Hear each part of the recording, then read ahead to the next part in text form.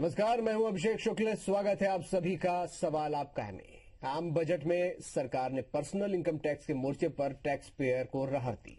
अगर आप इन्वेस्टमेंट में लिमिट का पूरा इस्तेमाल करते हैं तो आपको 7.5 लाख रुपए तक की सालाना इनकम पर टैक्स नहीं देना होगा। जी हम आपको बता रहे हैं 7.5 लाख रुपए तक की इनकम पर टैक्स छूट कैसे क्लेम कर सकते हैं। साथ ही ये भी जानेंगे किस तरह से होम लोन और रजिस्ट्री पर आप टैक्स बेनिफिट ले सकते हैं।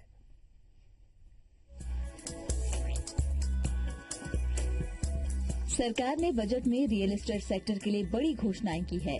सरकार ने अफोर्डेबल हाउसिंग के लिए इंफ्रास्ट्रक्चर का दर्जा दे दिया है। अब अफोर्डेबल हाउसिंग के लिए डेवलपर्स को सस्ता और आसान कर्ज मिल सकेगा। इसके अलावा सरकार ने 80 IB के तहत अफोर्डेबल हाउसिंग के लिए नियमों में बड़े बदलाव किए हैं। स्कीम में डेवलपर्स को अफोर्डेबल हाउसिंग में इनकम टैक्स पर छूट मिलती है। बदले हुए नियमों के तहत अफोर्डेबल हाउसिंग की परिभाषा में अब बिल्ट अप की जगह कारपेट एरिया का इस्तेमाल होगा। ऐसे में 30 से 60 स्क्वायर मीटर के कारपेट एरिया के साथ ज्यादा बड़े घर बनेंगे और इन प्रोजेक्ट को पूरा करने के लिए अब 3 की जगह 5 साल का वक्त मिलेगा। इसके अलावा घर खरीदारों और निवेशकों को भी थोड़ी राहत देने की कोशिश की गई है।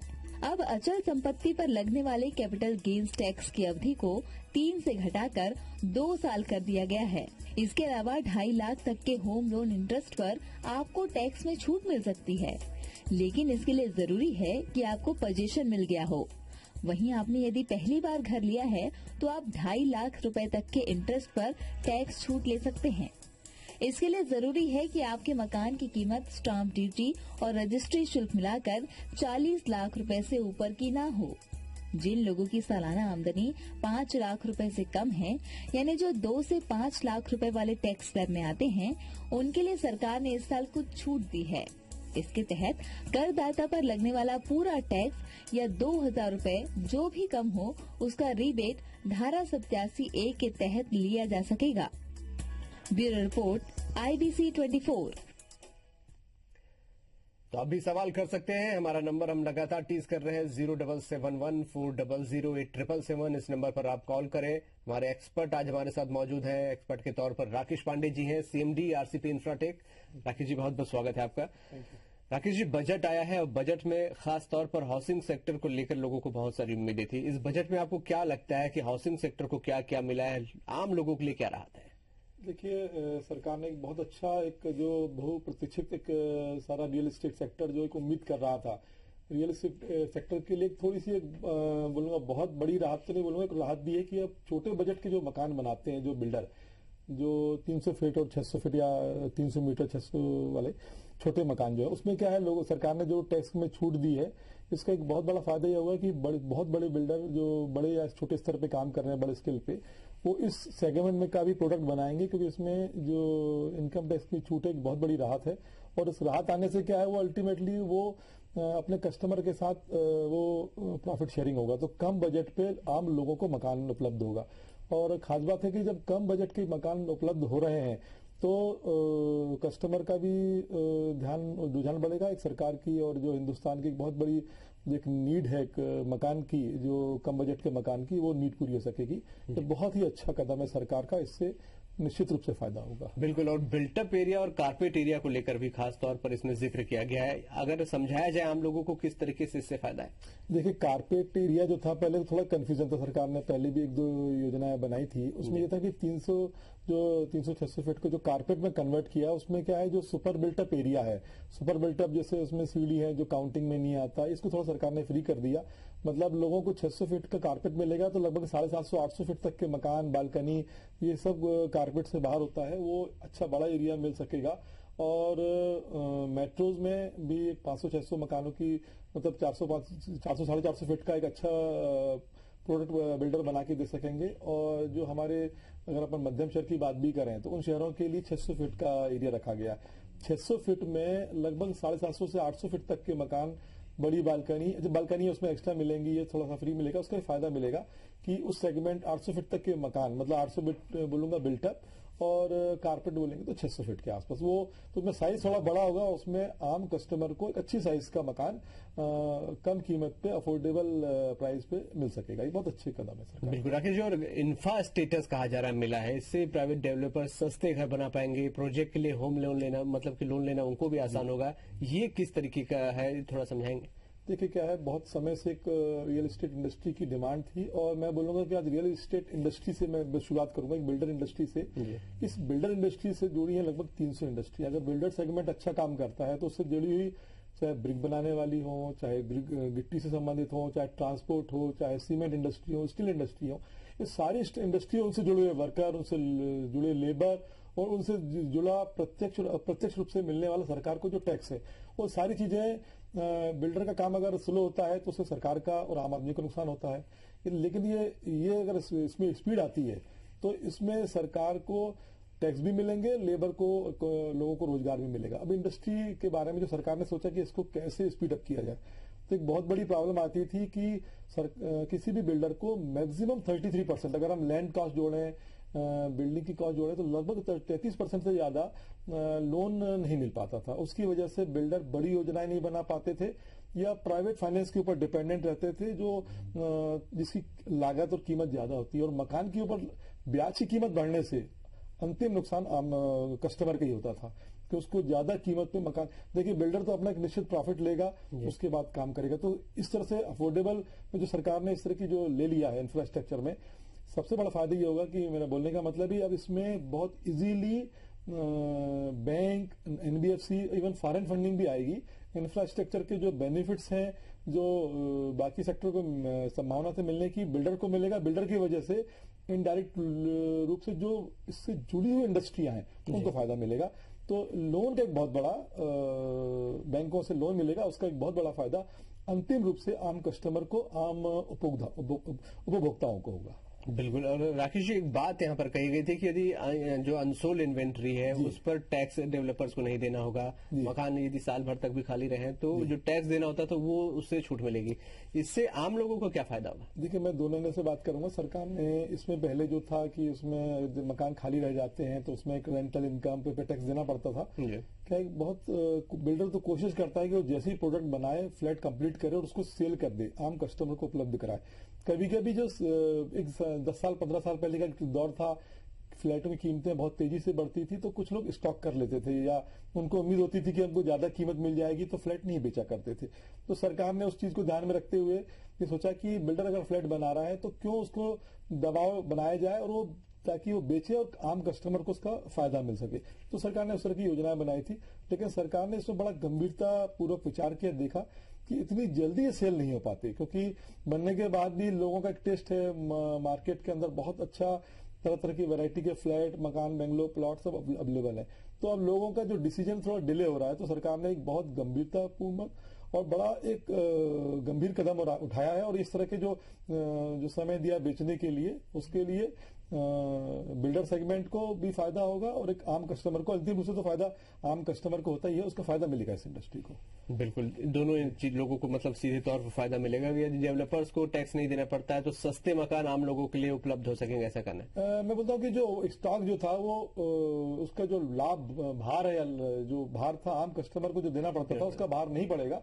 तो इस तरह से सस्ते घर बोले या जो एवरेज घर बोले, क्योंकि जो 2 साल 1 साल का जो रेंटल वाला था तो वो चीजें भी उससे उसका भार अगर बिल्डर के ऊपर नहीं आएगा तो वो अल्टीमेटली भार जो है, कभी भी बिल्डर को अगर आप कोई भार देंगे तो अल्टीमेटली वो आम उपभोक्ता पे ही वो ट्रांसफर करता है। तो वो ट्रांसफर खत्म हो जाएगा तो आम उपभोक्ता का ही इसमें फायदा होने वाला है। बिल्कुल। और नेशनल हाउसिंग बैंक का जो टारगेट बढ़ाया गया है, बजट भी बढ़ाया गया है, उससे कहा जा रहा है कि लोन मिलना सस्ता, बहुत आसान हो जाएगा, ज्यादा से ज्यादा लोगों को लोन मिलेगा। इसे किस तरीके से देखते हैं, ये कैसे सीधे लोगों से कनेक्ट? देखिए सरकार को मैं बोलूंगा जो एक फिर इन्होंने जो आय के ऊपर एक अच्छा स्टेप लिया था, तो जो सरकार ने दोनों एंगल में सपोर्ट किया है आम कस्टमर को। भाई आप बोल रहे हैं कि रियल एस्टेट में बोलूंगा आम कस्टमर का अगर एंगल देखा जाए बहुत बड़ा फायदा होगा आम जनता का, क्योंकि जैसे ही टैक्स का बेनिफिट होगा लोगों को 5 से 6 हजार 10-12 हजार रुपए का साल के टैक्स की छूट मिलती है। वो 10-12 हजार किसके पास गया? अल्टीमेटली एक आम कस्टमर को लोड कम हुआ।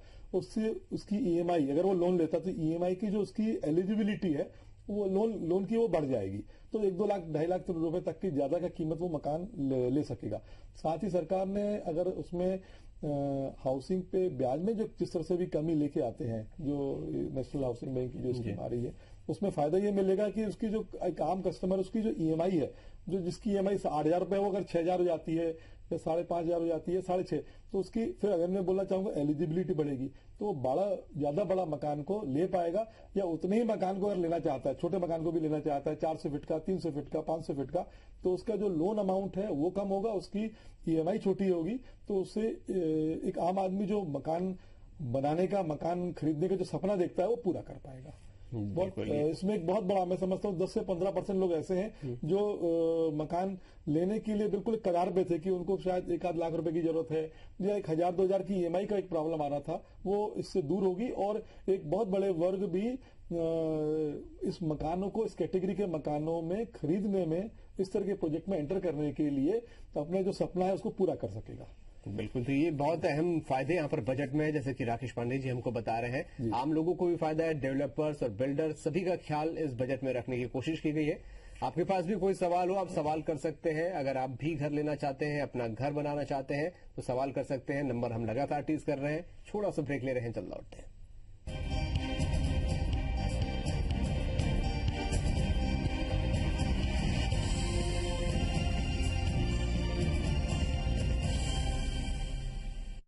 स्वागत है। ब्रेक के बाद हम बात कर रहे हैं बजट में हाउसिंग सेक्टर को लेकर जो कुछ वित्त मंत्री ने दिया है, उसके बाद डेवलपर्स को, बिल्डर्स को और आम लोगों को जिनको अपना घर लेना है, क्या फायदे यहां पर हुए हैं। Rakesh Pandey ji, CMD RCP Infratech हमारे साथ जुड़े हुए हैं, और आप भी कॉल कर सकते हैं। लगातार हम नंबर टीज कर रहे हैं 0771 400 8777।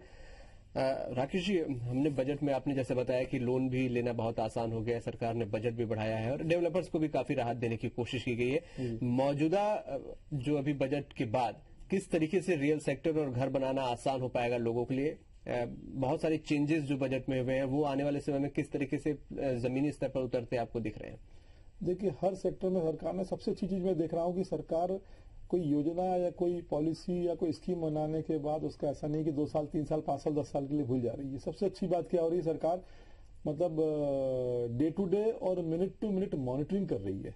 जैसे एक समय में मैंने आपको बताया कि एक समय में जरूरत थी कि आप किसी मकान के रेंटल के ऊपर टैक्स लगाएं, लेकिन आज जरूरत थी कि उससे हमको रिलीज कर दो। सरकार ने एक बहुत अच्छा है कि मिनट टू मिनट उस चीज की मॉनिटरिंग कर रही है। और सरकार ने जो ये टैक्स का और अफोर्डेबल हाउसिंग का ये जो किया है, इसमें सरकार ने एक बहुत अच्छा स्टेप उठाया। लेकिन इसमें सरकार 1-2 चीजें और करती है। अभी क्या, सरकार ने केवल 2 कैटेगरी रखी है पूरे हिंदुस्तान में। आज हिंदुस्तान इतना बड़ा शहर है, देश है, और इतने हर तरह के इसमें छोटे बड़े शहर है, हर कैटेगरी बहुत है। केवल उन्होंने ये रखा है कि बड़े शहरों में 300 मेट्रो में कर दिया, छोटे के लिए 600 किया। मैं बोलता हूँ कि इनको, सरकार को एक बहुत बड़ी स्कीम जो सरकार चाहती है कि गाँव से शहरों की ओर पलायन ना हो, तो गांव में सरकार सुविधाएं उपलब्ध करा रही है। अगर सरकार उसमें थोड़ा सा एक ग्रामीण आवास के नाम से जो 300-600 छोटे शहरों के लिए जिनकी आबादी 10,000 है, 5,000 है, वहां पे अगर 900 फीट 800 फीट के भी अगर कुछ फैसिलिटी देगी, तो बिल्डर वहां पे एज ए सर्विसेज मान के चलिए छोटे शहर गाँव में भी मकान बनाने के लिए प्रेरित होंगे। तो मैं तो कर रहा हूँ। लेकिन यह है कि ये बात जो सरकार ने किया है, इसमें जो 300 और 600 फीट का जो दायरा बढ़ाया, कारपेट का जो दायरा बढ़ा दिया, उससे मेट्रोज की अगर बात करें बॉम्बे, दिल्ली में, उसमें 405 450 फीट के बड़ी बालकनी के साथ अच्छे मकान मिल सकेंगे। और सरकार ने जो कारपेट के साथ जो बिल्टअप का किया है बड़े छोटे शहरों, बता जैसे रायपुर है, या जयपुर की बात करूं, इंदौर की बात करें, छत्तीसगढ़ में बिलासपुर, रायगढ़ की बात करें, जगदलपुर की बात करें, तो इसमें बहुत अच्छी चीजें मतलब ये होगा कि एक अच्छी 800 850 फीट का सुपर बिल्डअप का बहुत अच्छा मकान आम कस्टमर को उपलब्ध हो पाएगा। सबसे चलिए, एक दर्शक जुड़ गए इस वक्त, संतोष हैं डोंगरगढ़ से। संतोष जी, स्वागत है आपका कार्यक्रम में, सवाल करें आप। जी सर जी, मैं जानना चाह रहा था टैक्स के बारे में। टैक्स किस किस चीज पर फ्री है? हाँ जी, टैक्स क्या? टैक्स, हाँ जी, टैक्स के बारे में क्या जानना चाह रहे हैं? वही टैक्स मैं ये जानना चाह रहा हूँ कि मतलब टैक्स अपना मकान में भी छूट दे रखे हैं? मकान होम लोन लेने पे छूट निश्चित तौर पर मिलती है। हाँ जी, हाँ जी, बिल्कुल। होम लोन पे, हाँ जी, उसपे क्या है कि जो छोटे मकानों में जो एक लिमिटेड 6 लाख रुपए तक के जो लोन है, उसमें सरकार के द्वारा एक 1.5 से लाख से कोई कैटेगरी है 1.5-2 लाख रुपए तक का, यदि आप 10 साल 20 साल के लोन लेते हैं तो उसमें कुछ जो इंटरेस्ट का रेट है उसमें कुछ छूट मिलती है। और उसका अगर आप मकान में बात करें, जैसे मान लो 8 लाख का मकान है, 8 लाख में आप लगभग 1.5 लाख रुपए तक का फायदा उठा सकते हैं। उसमें सभी बैंकों को, जितने भी राष्ट्रीयकृत बैंक हैं एवं प्राइवेट बैंक है, सरकार के द्वारा स्कीम आ गई है और आप उन बैंकों में जाके जानकारी ले सकते हैं। लगभग आप अगर 6 से 8 लाख रुपए का लोन लेते हैं तो 1.5 लाख रुपए तक की बचत हो जाती है उसमें। बिल्कुल। चलिए, एक दर्शक और रायपुर से अनिल हमारे साथ हैं। अनिल जी, स्वागत है कार्यक्रम में, आप सवाल करें। अनिल जी, आप तक आवाज आ रही तो आप सवाल पूछें। सर, होम लोन में रजिस्ट्री में कितना % छूट है सर? देखिए, होम लोन जो लेते हैं वो एक अलग चीज है। होम लोन में जो आप ले रहे हैं उसमें जो दे रहे जो चीजें आ रही हैं सरकार के द्वारा जो दिया गया है, उसमें तो सरकार अभी जो नेशनल बैंक है उनके लिए कुछ स्कीम बना रही है। स्टैम्प ड्यूटी एक्चुअल में स्टेट गवर्नमेंट का एक्ट होता है, इसमें राष्ट्रीय भारत सरकार के द्वारा कोई प्रावधान नहीं है। इसमें जब भी मैं अपेक्षा करूंगा कि आप सरकार से उम्मीद करें और सरकार को एक बार चाहे अप्लाई कोशिश करें कि स्टैम्प ड्यूटी में जो 300 फीट और 600 फीट की जो मकान सेंट्रल गवर्नमेंट जो प्रमोट कर रही है, तो राज्य सरकार भी उसमें स्टैम्प ड्यूटी में एक अच्छी छूट दे। इस तरह के आप एक सरकार को एक अप्रोच कर सकते हैं। एक जनदर्शन की सरकार की जो दुनिया भर की स्कीम रहती है उसमें अगर आवेदन लगाए तो भविष्य में सरकार उसके ऊपर स्टाम्प अगर देती, स्टेट गवर्नमेंट लेती है तो उसमें स्टाम्प ड्यूटी का फायदा मिल सकता है, लेकिन ये स्टेट गवर्नमेंट के प्रावधान में आता है। बिल्कुल। राकेश जी, हमने नोटबंदी के बाद ऐसा सुना था कि रियल एस्टेट में मंदी आ सकती है, लोगों को ज्यादा इन्वेस्ट करने का मौका मिलेगा, और बजट के बाद हालांकि सरकार ने काफी राहत देने की कोशिश की है और पूरा जोर कहा जाए अफोर्डेबल हाउस पर है। जी। तो क्या आपको लग रहा है कि मार्केट में तेजी आएगी? इन्वेस्टर, डेवलपर और जो लोग मकान लेना चाहते हैं उनके लिए कैसा वक्त है? देखिए, नोटबंदी जो है वो इट इज ए साइकिल। ये तो मैं सरकार ने एक बहुत अच्छा स्टेप था, सरकार ने इतने सालों बाद लिया। वो मैं तो पुराना जो स्टडी भी की गई, जो एक्सपर्ट बताते हैं कि ये तो बल्कि चाहे हर 10 साल में क्यों ना हो, वो एक अलग बात है।